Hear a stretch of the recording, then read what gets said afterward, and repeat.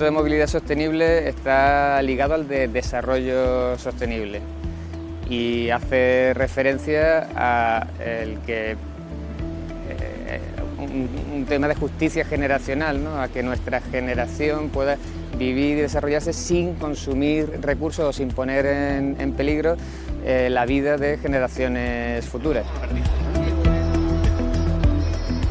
¿Qué significa la movilidad sostenible?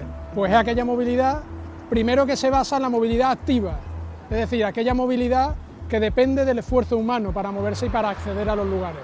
Y después, en viajes más largos, pues depende fundamentalmente de los medios de transporte público.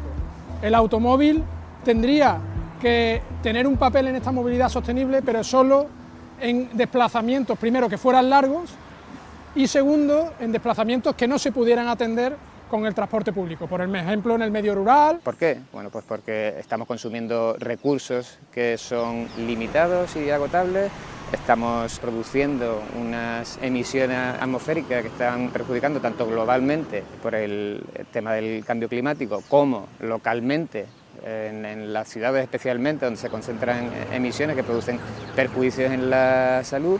Las últimas 6-7 décadas hemos organizado nuestro territorio y hemos organizado nuestras ciudades, hemos organizado nuestra economía y nuestras actividades teniendo en cuenta la medida del automóvil, es decir, la medida de disponer de un medio de transporte que es útil, pero que ahora mismo se está haciendo un uso despilfarrador. Esto además tiene una serie de consecuencias, no solo en la ineficiencia económica y en el transporte, sino en la contaminación que genera actualmente. Y esta contaminación tiene varias vertientes.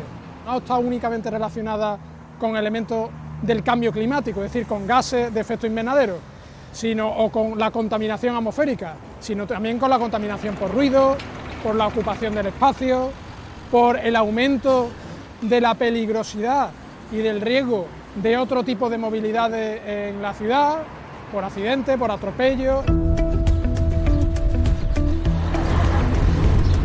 El límite de velocidad urbano antes era de 50 km por hora en vía urbana, ahora hay otros límites que son 30 km por hora para vías de un carril por sentido en ámbito urbano y 20 km por hora para las vías que tienen la plataforma única, es decir, que en la zona de las aceras peatonales y la calzada están al mismo nivel.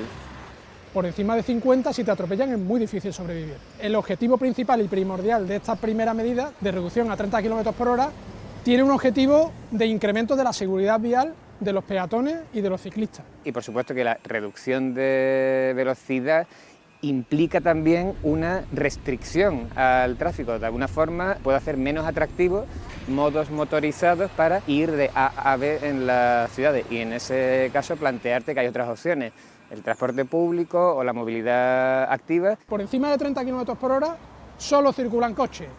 Por debajo de 30 o incluso por debajo de 20 ya sí pueden circular también peatones, se pueden establecer otro tipo de usos comerciales, es decir, el uso del espacio público es muchísimo más eficaz si los coches van más despacio.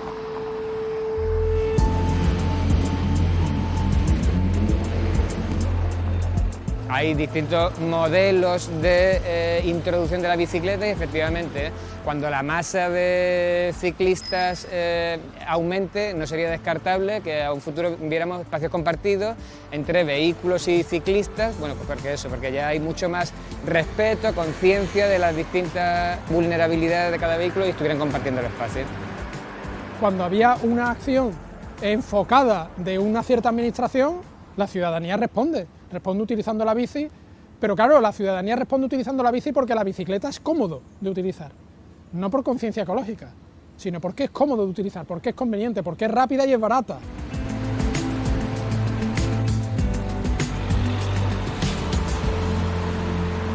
En esta búsqueda de la movilidad sostenible en ambientes urbanos, lo que principalmente se busca es un cambio modal, un cambio del modo de transporte que utilizamos al movernos en la ciudad. Ese cambio modal persigue que la excesiva dependencia del vehículo privado en nuestras ciudades, pues que esas personas que utilizan el vehículo privado pasen a usar un modo más sostenible. Un modo más sostenible como es el transporte público, que nos juntemos para movernos, eso resulta más eficiente, o modos activos como el caminar, la bicicleta u otro modo sostenible. Hay que reenfocar ese espacio metropolitano para hacer posible esas otras alternativas de movilidad. Cuando los viajes son largos, ¿qué es lo que funciona? Pues lo que hacen, por ejemplo, en Holanda, y es planificar el transporte público y el sistema de transporte público atendiendo a una alianza con el transporte no motorizado, con el peatón y la bicicleta. Ellos, por ejemplo, recomponen toda la zona alrededor de las paradas y los nodos de transporte público, hacen grandes aparcamientos de bicicleta para que sea muy fácil ir a esas estaciones de tren, ir a esas estaciones de autobuses en bicicleta, dejarla de manera segura y utilizar el transporte público. O al contrario.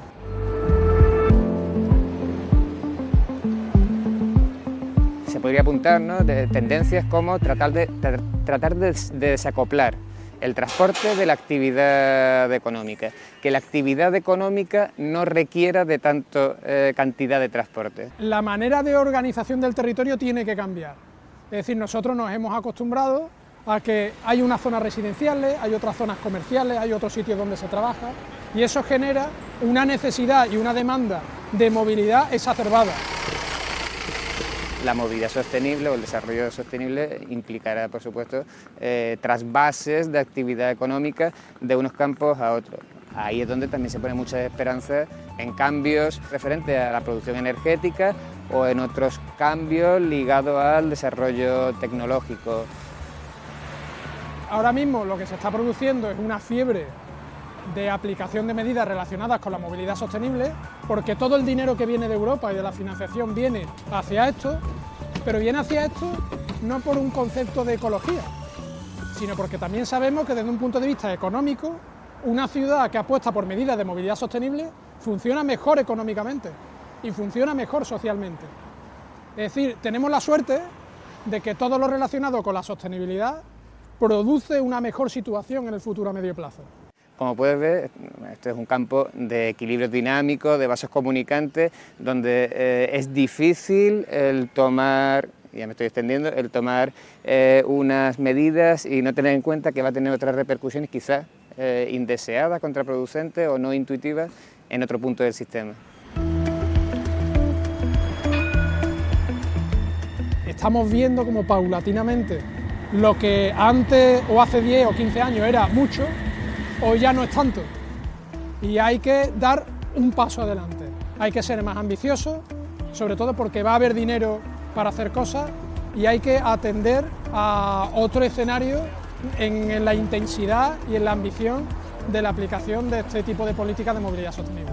Hay grandes retos de gobernanza y grandes retos de justicia social, si me apuran, ¿no?, de qué sectores se ven beneficiados o perjudicados con según qué medidas, y hay que hacer un tremendo equilibrio, por supuesto.